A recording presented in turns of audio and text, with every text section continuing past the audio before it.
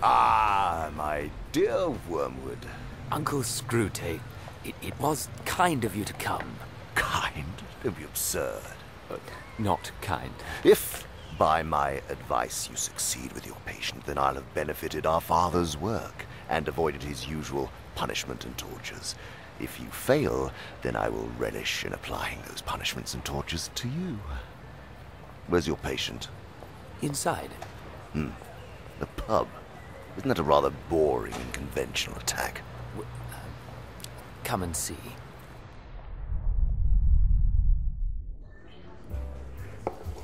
I'm sorry, chaps, but I don't know how far science can go before it turns back on itself, reversing the goodness it purports to create. Well, what do you mean, Hamilton? How far is too far? I saw in the newspapers this morning that a group of scientists, in Vienna, I think, have invented a means to splice the glands of young apes into old men, which renews their generative powers. Truly?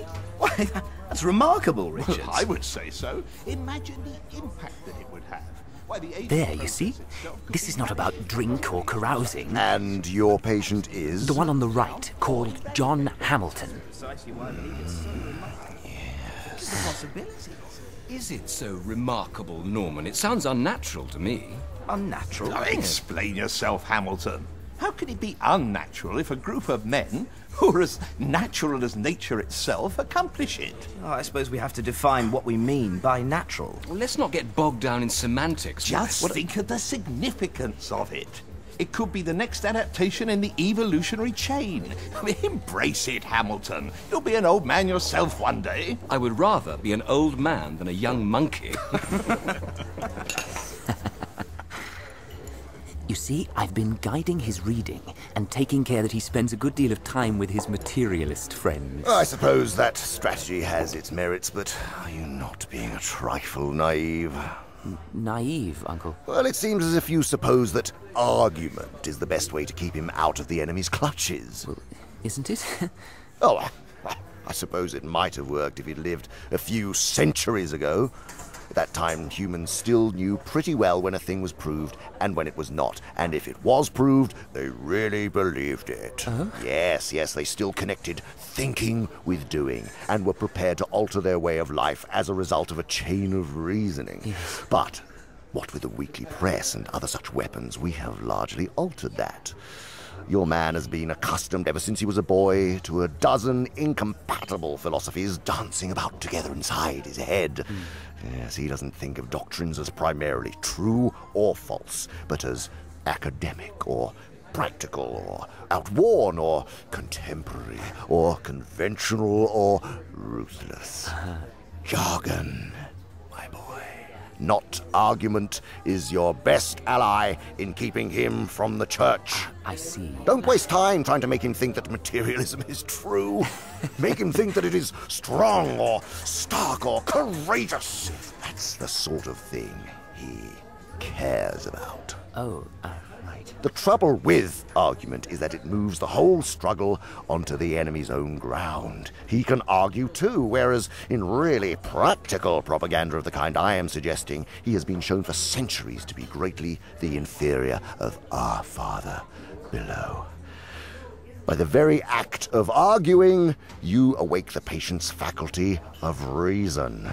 And once it is awake, who can foresee the result? Even if a particular train of thought can be twisted so as to end in our favor, you will find that you have been strengthening in your patient the fatal habit of attending to universal issues and withdrawing his attention from the stream of immediate sense experiences. Your business is to fix his attention on the stream. Teach him to call it real life. Right, but what do we mean by real? That is the whole point! I'm sorry. You mustn't let him ask that question! Remember, he is not, like you, a pure spirit. Never having been a human, that abominable advantage of the enemies, you don't realize how enslaved they are to the pressure of the ordinary. I don't understand. Of course you don't. Let me show you an incident from the past. What is this place? Have you never taken your patient to the British Museum? No. Ah, you should. It can be an invaluable tool if handled properly. Hours lost in reading, in viewing great displays of mankind without thinking for a moment about man, meaning the actual human being standing only a few feet away. But you'll see, with my patient reading on that bench, how it almost went pear-shaped for me. 20 years of work, very nearly lost, all because of one idle thought while visiting this museum. What idle thought? Listen. All these displays and artifacts, all these remnants of history. Is this all we have to show for our lives? Ooh, uh-oh. Yes, and this from a sound atheist. The enemy, of course, was at his elbow in a moment, ready to nurture that thought, to lead the patient to considering disgusting ideas like the mortality of man and the possibility of eternity. If I had lost my head and begun to attempt a defense by argument, I should have been undone, but I was not such a fool. I struck instantly at the part of the man which I had best under my control and suggested it was just about time he had some lunch. A bacon sandwich.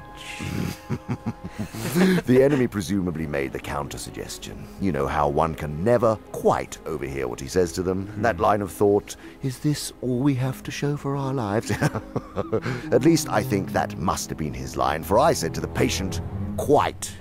In fact, much too important to tackle at the end of a morning. True. Much better to come back after lunch and go into it with a fresh mind. Of course. Right. There's a lovely cafe just around the corner. Once he was in the streets, the battle was won.